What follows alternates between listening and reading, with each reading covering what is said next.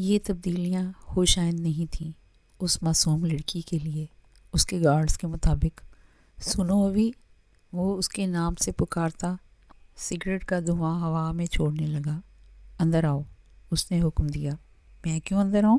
تم باہر آؤ، ایوائزا نے نخرے سے کہا۔ تو والٹ کی گاڑیوں میں موجود تمام باڈی گارڈز نے ایک دوسرے کو صدمے سے گنگ دیکھا۔ وہ چونکے۔ گاڑیوں کے مائکرو فون سارے والٹ کی گاڑی کے ساتھ کنیکٹ تھے، اس لیے وہ سب کچھ سن سکتے تھے۔ جلدی اندر آؤ، وہ کہتا اب کھڑکی سے دور ہوتا سیدھا ہو کر بیٹھا۔ ایوائزا اندر نہیں جانا چاہتی تھی، لیکن وہ اینجل تھا اس کا، اسی لیے منہ بسورتی اندر بیٹھی۔ اٹھو، نکلو باہر، اس نے ڈرائیور کو کہا تو وہ باہر نکل گیا۔ ایوائزا نے حیرت سے اس کا لب و لہجہ سنا۔ اینجل، کیسے بدتمیزی سے بات کرتے ہو تم، جیسے کہیں کہ مہاراجہ ہو یا کسی سلطنت کے بادشاہ، اس نے آنکھیں بڑی کرتے کہا۔ وہ کیک نکالو میرا، وہ اس کی بات کو نظر انداز کرتا بولا۔ نظریں اب بھی اس پر نہیں تھیں۔ تمہارے لیے نہیں لیا تھا بچو، تب تو تم نے بڑے نخرے دکھائے تھے، اور آوی نخرے دکھاتی ہے، دیکھتی نہیں، وہ بال ادا سے جھجکتی بولی۔ تو اس نے پہلی بار اسے دیکھا، جو آج آسمانی رنگ کے آدھے بازوں والے ٹاپ کے ساتھ جینز پہنے ہوئے تھی، بال میسی جوڑے میں بندھے تھے۔ تمہیں نہیں لگتا تمہیں کھلے کپڑے پہننے چاہیے، نہ کہ یہ چست لباس جس سے تمہاری رعنائیاں واضح ہوں؟ وہ سگار سلگاتا سخت لہجے میں بولا۔ ایوائزا تو شرمندہ ہو گئی کہ کچھ بول ہی نہ پائی۔ اپنے بیگ سے اسکارف نکالا اور اپنے اوپر پھیلایا۔ وہ کس حد تک بے باک تھا۔ چلو دو اب، اس نے اس کے ہاتھ سے ڈبہ لینا چاہا تو وہ ہوش میں آئی، خاموشی سے اسے ڈبہ دیا اور کھڑکی سے باہر دیکھنے لگی، جہاں سامنے ہی سمندر نظر آ رہا تھا۔ والٹ نے ڈبے میں کپ کیکس دیکھے جو ہلکے سے پگھل گئے تھے، شاید گرمی کی وجہ سے۔ اس نے اندر پلاسٹک کا چمچ دیکھا جس پر چاکلیٹ لگی تھی، یعنی وہ اس کا جھوٹا تھا۔ اس نے وہ چمچ اٹھایا اور وہاں لگی چاکلیٹ کو دیکھا، پھر اسی چمچ میں کیک بھرا، ہونٹوں کے پاس لایا اور پھر پراسرار سا مسکرایا اور چمچ منہ میں ڈال دیا۔ یہ والٹ دی گریٹ کی زندگی سے منسلک اسے جاننے والا کوئی دیکھتا تو حیرت سے 10 بار مر چکا ہوتا۔ اینجل، تم نے میرا جھوٹا ہی کھا لیا؟ اچھا ایک لے لو اگر تمہارا دل چاہ رہا ہے تو۔ والٹ خاموشی سے کھانے لگا، اور پھر وہ ایک کے بجائے دوسرا اور پھر تیسرا بھی کھانا شروع ہو گیا۔ اینجل، وہ چیخی۔ والٹ نے ایک ناگوار نظر اس پر ڈالی تو وہ جھجکی۔ یہ میں نے اپنے لیے لیے تھے، آج آپی جان نے اتنی مشکل سے پیسے دیے تھے اور تم سب کھا گئے، اور اب وہ دکان بھی نہیں کھلے گی۔ اس کی آنکھیں پل میں نم ہوئیں۔ پاگل ہے یہ لڑکی، اسپیکر پر آواز گونجی، شاید کسی گارڈ کے منہ سے نکلا تھا جو ان کو سن سکتے تھے۔ والٹ کے ماتھے پہ سلوٹیں بکھریں۔ اس نے مائکرو فون بند کیا اور اس کو دیکھا جو سر جھکائے ہوئے تھی۔ پیسے لے لو مجھ سے، والٹ نے کہا۔ کوئی بات نہیں، اس نے سر جھکائے ہی کہا۔ سر اونچا کرو، وہ سنجیدگی سے بولا۔ تو ایوائزا نے جھٹکے سے سر اٹھایا۔ تمہارا سر مجھے کبھی جھکا نہ ملے، مجھے دیکھ کر بات کیا کرو، وہ کہہ گیا تھا نہ چاہتے ہوئے بھی۔ اینجل، تم تو اتنے امیر ہو، کیا میں تم سے کچھ مانگوں؟ اس نے آنکھیں پٹپٹاتے امید سے کہا۔ والٹ کے دل میں دور کہیں ہلچل ہوئی تھی۔ بولو، لیکن 2 سیکنڈ میں، وقت نہیں ہے زیادہ میرے پاس۔ سارا دن وہ وہاں بور ہوئی تھی، نہ کہیں گئی تھی نہ ہی کوئی آیا تھا۔ اس نے آلیان کو فون کیا تھا لیکن اس نے نہیں اٹھایا تھا۔ اب وہ بیٹھی کسی نئے کیس پہ کام کر رہی تھی۔ اس کو بہت سی کیس کی ڈیمانڈز آئی تھیں کہ وہ لڑے۔ ابھی وہ ان سب کو دیکھ رہی تھی جس پر سارا دن لگ گیا تھا۔ اپنے فون پر بیل آتے دیکھ اس نے جھٹکے سے اٹھایا، اولیان کی کال کے گمان پر، لیکن فون زوریز کا تھا۔ جی، سامان بھیجا ہے، دروازہ کھول دینا، گارڈ آ رہا ہے، آدھا میرے پاس ہے۔ اور پھر وہ گیٹ کھولنے گئی۔ گارڈ نے کئی شاپر لا کر رکھے تھے جسے وہ باری باری اٹھاتی اندر چلی گئی۔ آخری شاپر اٹھا رہی تھی جب وہ سامنے سے آیا۔ اسے جھکے دیکھ اس نے گارڈ کو دیکھا جو واپس آ رہا تھا۔ اس کی ماتھے کی رگیں ابھریں، وہ اندر جا چکی تھی۔ اس نے سامان اندر رکھا۔ ماں، ماں، تیز آواز میں آوازیں دینے لگا۔ وہ جو کچن میں سامان نکال رہی تھی فوراً باہر آئی۔ زریز نے اسے شعلہ بار نگاہوں سے دیکھا، جو ابھی بھی سلیپنگ ڈریس میں تھی، بیوی پنک کلر کی کھلی شرٹ سے، جس کا گلا ہلکا سا گہرا، جو جھکنے پر بے شک زیادہ گہرا لگتا تھا۔ وہ تنفن کرتا اس کے قریب آیا اور اس کی شرٹ کو پکڑ کر کھینچا۔ یہ کیا بدتمیزی ہے؟ وہ چیخی۔ بدتمیزی میں کر رہا ہوں؟ تمہیں خیال ہے کچھ؟ اپنی نہیں تو میری عزت کا خیال کرو۔ تم گھر میں جو چاہے پہنو، لیکن باہر نکلتے وقت تھوڑا دھیان رکھو۔ باہر کہاں نکلی ہوں میں؟ وہ حیران تھی، اسے غصہ کیوں آ رہا تھا۔ رکو، اس نے اپنے پاکٹ سے پین نکالا اور زمین پر پھینکا۔ پکڑو۔ ماں نے اسے حیرانی سے دیکھا اور نیچے جھک کر پین اٹھانے لگی۔ زریز نیچے بیٹھا۔ حلیہ درست رکھنا آئندہ سے، وہ بولا تو وہ ٹھٹک گئی اور پھر شرمندہ ہوتی کھڑی ہوئی۔ آپ ٹپیکل مرد ہیں، یہ پاکستان نہیں ترکی ہے، یہاں یہ سب عام ہے، اس نے احتجاج کیا۔ مجھے کوئی شرمندگی نہیں ٹپیکل مرد ہونے میں، اور پاکستان ہو، ترکی ہو یا لندن، ہمیں اپنے دائرے پتہ ہونے چاہیے۔ میں ایک ہی بات دوبارہ دہرانے کا عادی نہیں ہوں، خیال رکھنا۔ اف، آلیان نے اسے کبھی نہیں روکا تھا کچھ بھی کرنے سے، کچھ بھی پہننے سے، لیکن یہاں ایک ہی دن میں وہ اس پر 1000 پابندیاں لگا گیا تھا۔ آ جاؤ، کھانا بنائیں۔ وہ چینج کر کے آیا، تھکا تھکا سا، اسے بھی کہہ سکتا تھا، لیکن رشتے میں برابری کا قائل تھا۔ وہ دیکھ چکا تھا اندر اس کی فائلز بکھری، یعنی وہ بھی کام کر رہی تھی۔ مجھے نہیں بنانا، باہر سے لے آئیں، وہ کہتی اندر جانے لگی۔ واپس آؤ فوراً، باہر کا کھانا بہت کھا لیا ہے میں نے، اب گھر کا ہی کھانا ہے، اور مدد کر رہا ہوں میں تمہاری، جلدی آؤ۔ اس نے کہا تو وہ پیر پٹکتی اندر داخل ہوئی۔ چکن پر مسالہ اس نے لگائے تھے، اور پھر زریز کو دیکھا جس نے کبھی فرائی نہیں کیا تھا لیکن اب کر رہا تھا۔ اس نے جھٹکے سے ایک پیس اندر رکھا اور گھی اچھل کر اس کے ہاتھ کی پشت پر پڑا۔ وہ جو اسے دیکھ رہا تھا، اس نے ایک بھی قدم آگے نہیں بڑھایا تھا، شاید اسے فرق ہی نہ پڑا تھا اس کی تکلیف سے۔ اس نے بھاری دل سے ہاتھ نل کے نیچے رکھا اور باقی کے آرام سے ڈالے۔ اس نے آگے بڑھ کر اس سے نہیں تھامے تھے، شاید کوئی اور عورت اس کی جگہ ہوتی تو اپنے شوہر کے لیے آگے ضرور بڑھتی۔ وہ خاموش ہو گیا تھا۔ وہ اس رشتے کو نبھا پائے گا؟ پہلی بار اس کے ذہن میں یہ سوال ابھرا تھا۔ وہ جو دھنیا کاٹ رہی تھی، ہلکا سا کٹ لگا تو منہ سے سسکاری برآمد ہوئی۔ وہ فوراً سے اس کے پاس گیا اور اس کی انگلی دیکھی۔ یہ میں کر لوں گا، تم اس پر بینڈیج لگا کر آؤ، وہ مصروف سے انداز میں کہا تو وہ شرمندگی کی اتھاہ گہرائیوں میں ڈوب گئی۔ وہ اس کے ہاتھ جلنے پر بھی آگے نہیں بڑھی تھی اور وہ اس کے ہلکے سے کٹ پر دوڑا تھا اس کی طرف۔ وہ نادم سی چلی گئی اور پھر باہر نہ آئی۔ عجیب سے احساسات ہو رہے تھے اس کے۔ آ جاؤ، کھانا لگا دیا ہے میں نے۔ مجھے بھوک نہیں ہے، آپ کھا لیں، اس نے فائل سے سر اٹھائے بنا کہا تو وہ خاموشی سے چلا گیا اور پھر 10 منٹ بعد واپس آیا ٹرے لے کر۔ اس کے سامنے کرسی رکھ کر ٹرے گود میں رکھی اور پہلا لقمہ بناتے اس کے آگے کیا۔ بھوک نہیں، کھانے کو نہ نہیں کرتے، اس نے سنجیدگی سے کہا تو اس نے منہ کھول لیا۔ میں کھا لیتی ہوں۔ تم کام کرو، میں کھلا تو رہا ہوں، اور جلدی کرو، ختم سب، مووی دیکھیں گے آج، اس نے کہا تو وہ خاموشی سے کام کرتی اس کے ہاتھ سے کھانا کھانے لگی۔ وہ برتن رکھ کر آیا اور چینج کر کے مووی لگانے لگا۔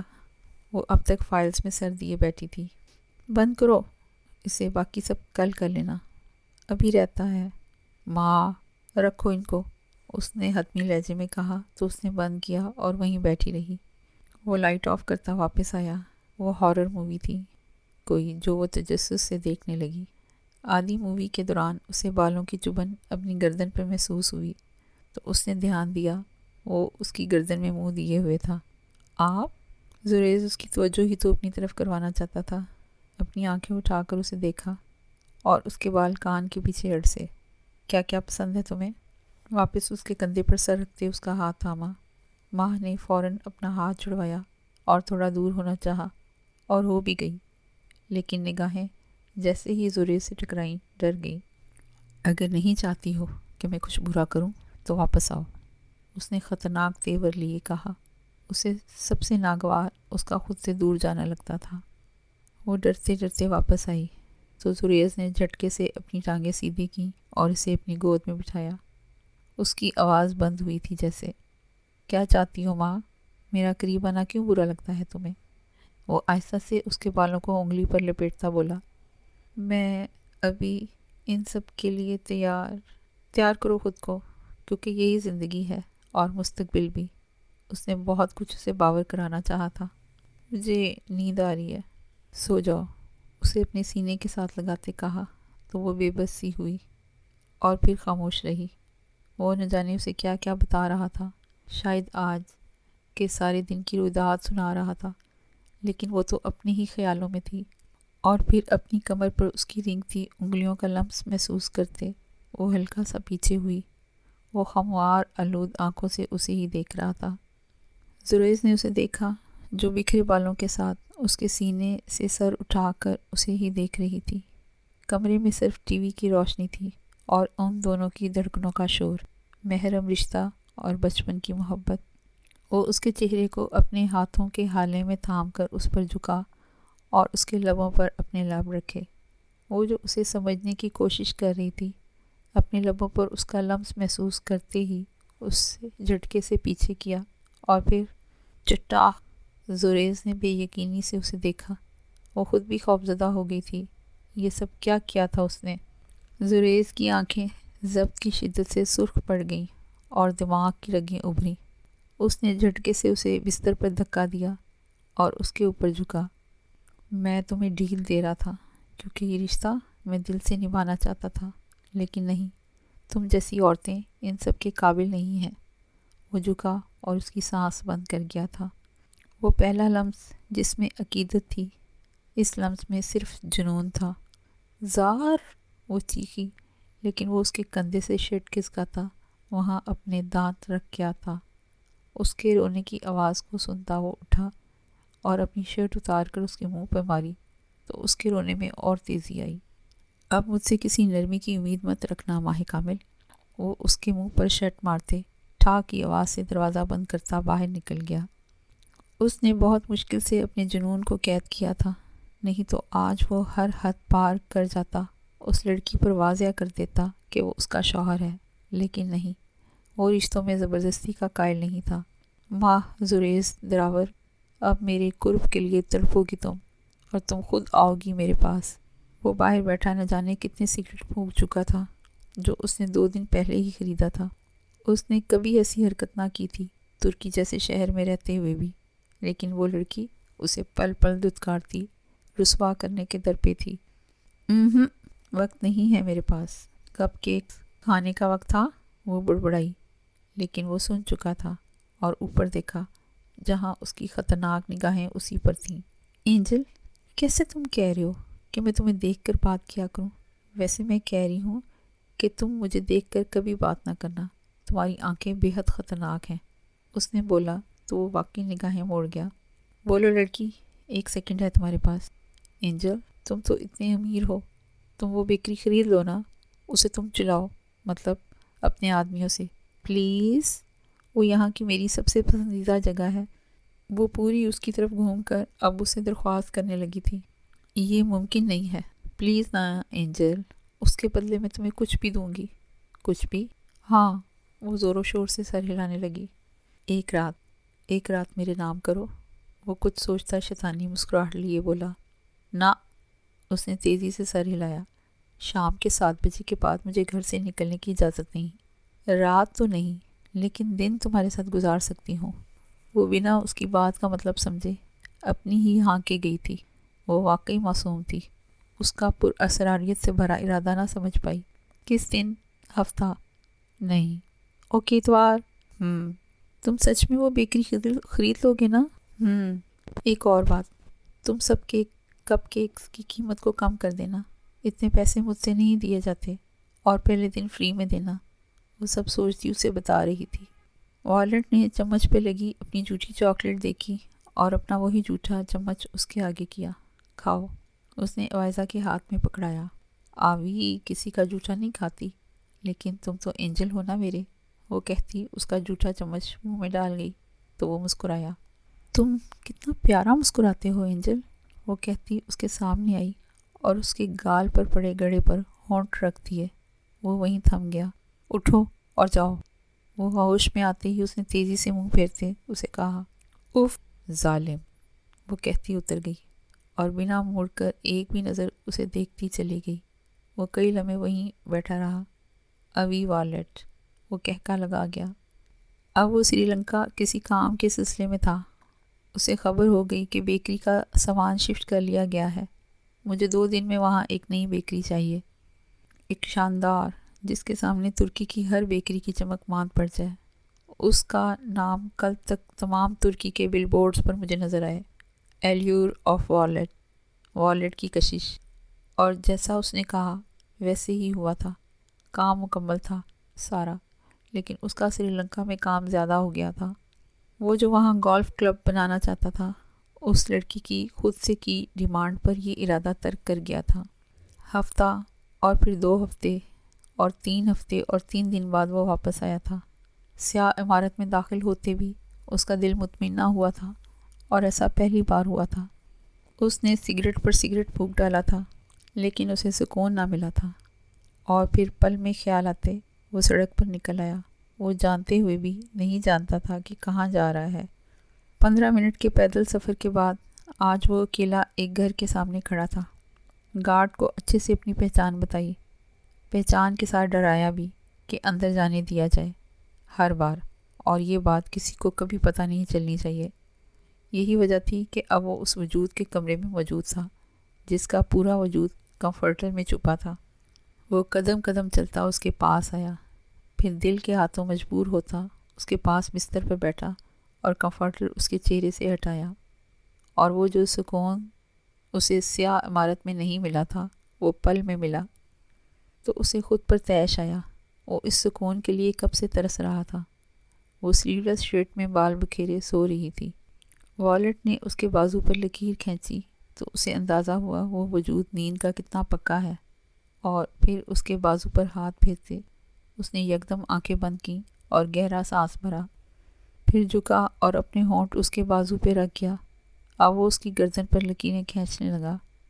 نیند میں سوئے وجود نے اس کا ہاتھ جھٹکا تھا، نیند میں ہی، لیکن وہ کافی ڈھیٹ ثابت ہوا۔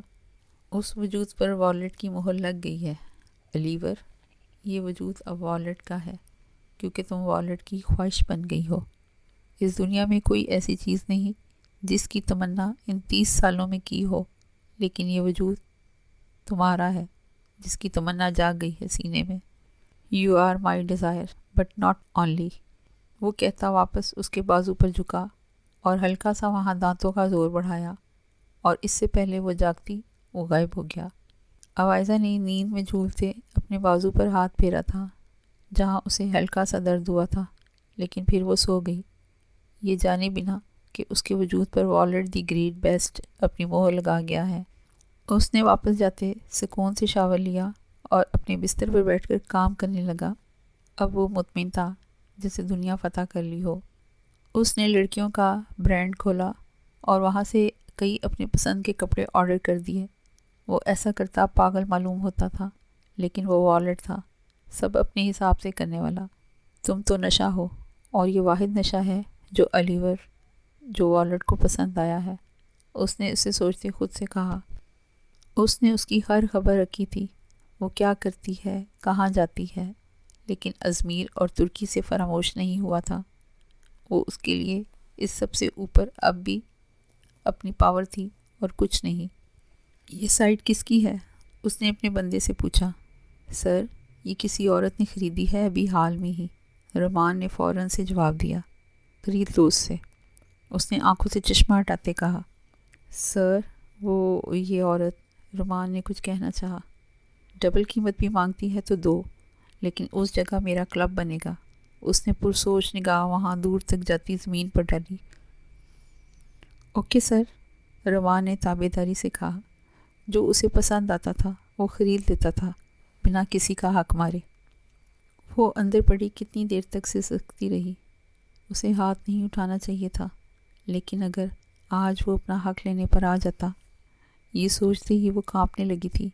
میں معافی مانگ لوں گی، جو بھی تھا وہ ہاتھ نہیں اٹھانا چاہتی تھی، نہ چاہتے ہوئے بھی، لیکن وہ اس کا شوہر تھا، وہ حق رکھتا تھا اس پر۔ وہ چاہتا تو پہلے روز ہی اپنا حق اس سے لے لیتا، یا ابھی بھی لیکن اس نے ایسا نہیں کیا تھا۔ وہ ہمت کرتے اٹھی اور باہر نکلی۔ رات کے 2:30 بج رہے تھے۔ وہ باہر صوفے پر لیٹا تھا۔ وہ قریب آئی اور دیکھنے کی کوشش کرنے لگی کہ وہ سویا ہے یا نہیں، لیکن اس نے حرکت نہ کی۔ تو اس نے اے سی کی سپیڈ لو کی اور اندر سے اس کا بلینکٹ لا کر اس کے اوپر اڑایا۔ ان سب ڈراموں کی ضرورت نہیں ہے۔ اس نے بلینکٹ اتار کر زمین پر پھینک دے، جیسے اس بلینکٹ کے ساتھ اس کی اوقات یاد کروائی تھی۔ یہ وہ میں معافی، میری نظروں سے دور ہو جاؤ، تمہاری آواز سے دور، شکل بھی نہیں دیکھنا چاہتا میں۔ اور ہاں، اپنے آپ کو آنے والے دنوں کے لیے تیار کر لو۔ آج کیا کہا تھا تم نے؟ ٹپیکل مرد؟ ہاں، اب ٹپیکل مرد بن کر دکھاؤں گا میں تمہیں۔ میں دیکھتا ہوں تم کیسے کوئی کیس لڑتی ہو۔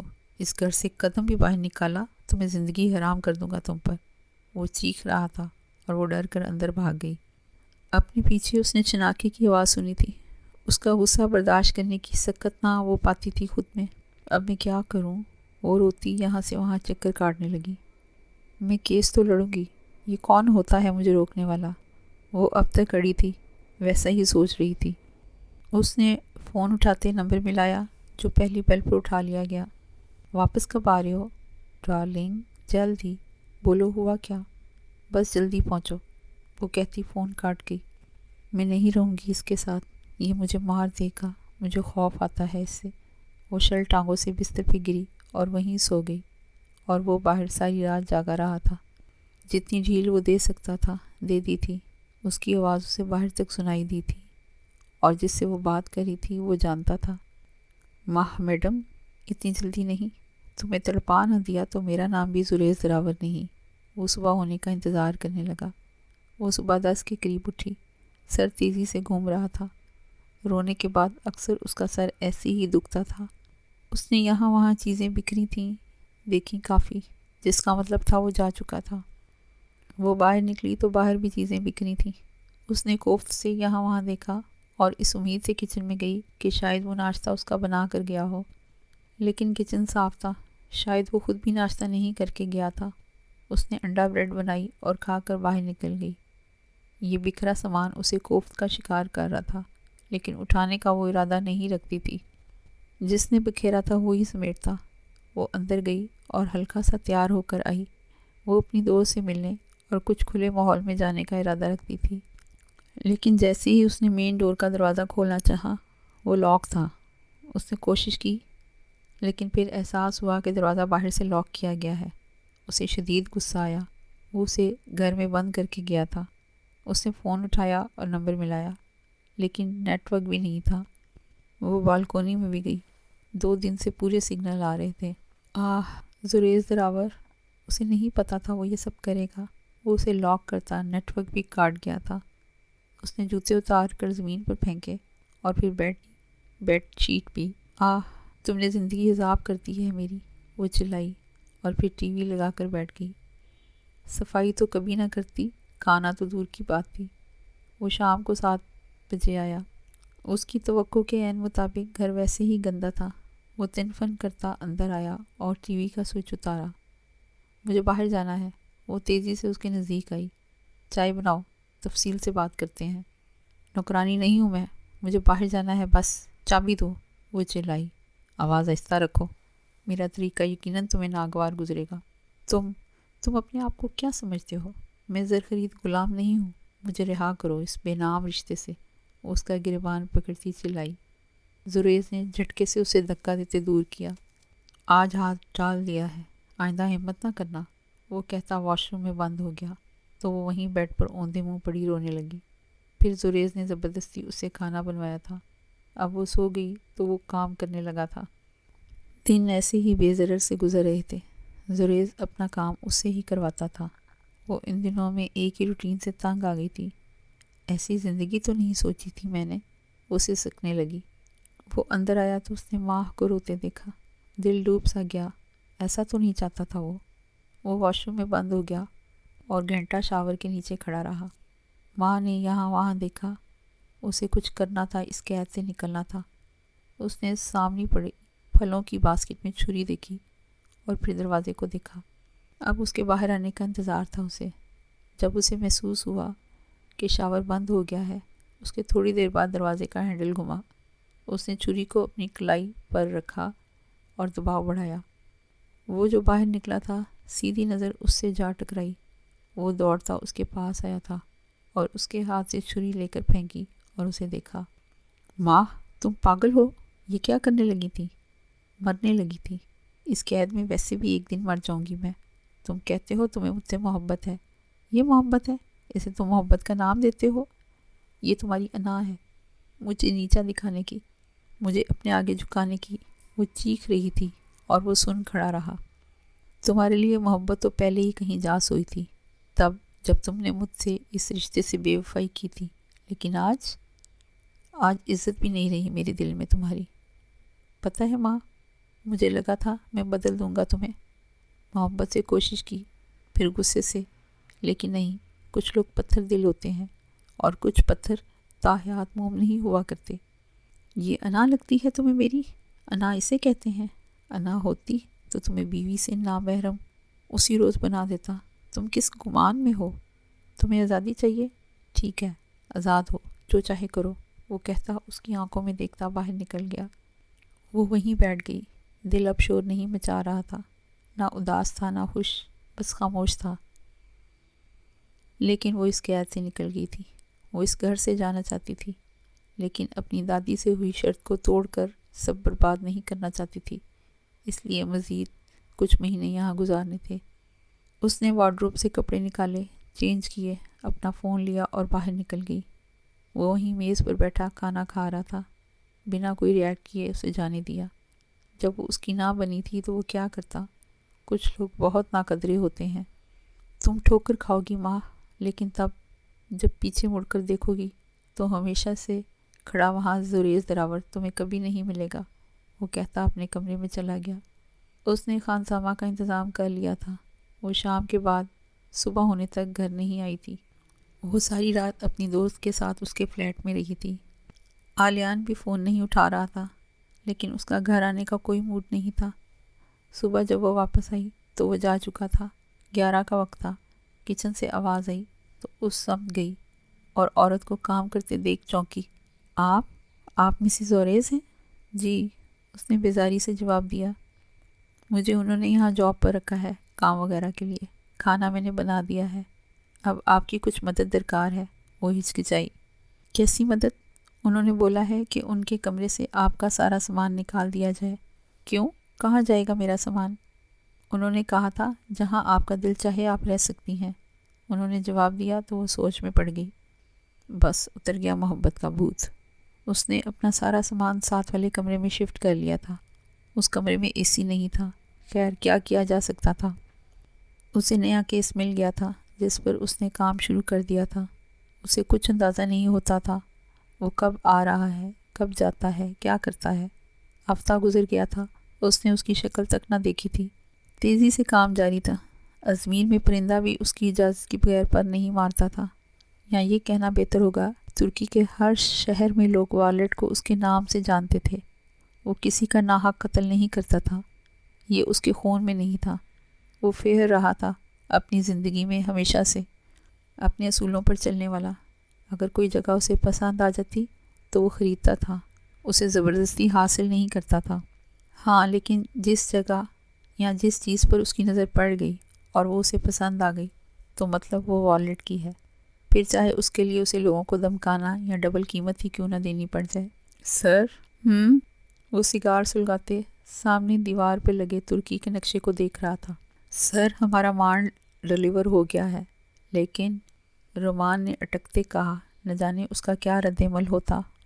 میرا وقت برباد مت کیا کرو رومان، اپنے یہ فضول کے وقفوں میں، اس نے دعا ہوا میں معطل کرتے کہا اور اٹھ کر اس نقشے کے پاس کھڑا ہو گیا۔ سر، خاکوانی نے مال میں ملاوٹ کی ہے۔ والٹ نے سگار کو بجھایا اور آئی برو اچکائی، جیسے پوچھا ہو ایسا ممکن ہے؟ جی سر، میں 3 بار سامان چیک کر چکا ہوں۔ اس سامان میں پورا کلب بن سکتا تھا آسانی سے، لیکن اب 2 کمروں کا سامان نہیں ہے اس میں، اور باقیوں میں بھی ملاوٹ ہے۔ یہ والٹ کی زندگی کا پہلا واقعہ تھا جو کسی نے والٹ دی گریٹ بیسٹ کے ساتھ دھوکہ کرنے کی کوشش کی تھی۔ فون ملاؤ ذرا، بات کر کے دیکھتے ہیں۔ لگتا ہے لوگوں کے دل میں والٹ کا خوف ختم ہو گیا ہے۔ رومان نے اسے کال ملا کر دی اور خود سائٹ پر کھڑا ہو گیا۔ خاکوانی، اس نے پراسرار انداز میں کہا تو مخالف کا سانس سوکھا۔ ذہِ نصیب، آج والٹ نے خود رابطہ کیا ہے، لگتا ہے کوئی خاص وجہ ہے۔ وجہ خاص ہی ہے خاکوانی، وہ کیا ہے نا، میرے پالے کیڑے اب بڑے ہو کر مجھے ہی کاٹنا چاہ رہے ہیں، تو سوچا ان سے روبرو ہو کر انہیں سمجھاؤں کہ نقصان اٹھاؤ گے۔ کیسی بات ہے والٹ؟ خاکوانی کھسیا گیا۔ مال میں ملاوٹ کی کوئی خاص وجہ؟ والٹ، کون سی ملاوٹ؟ خاکوانی نے گلا جھاڑا۔ خاکوانی، والٹ نے تمہاری یادداشت بھیجی تو ساری عمر اپنے لاڈلے بیٹے کو یاد نہیں کر پاؤ گے۔ میرے سامنے یہ ڈرامے کرنے کی ہمت دوبارہ مت کرنا۔ اب تم باقی کا سامان مفت میں بھجواؤ گے، یہ سزا ہے، ایک پائی بھی تمہیں نہیں ملے گی۔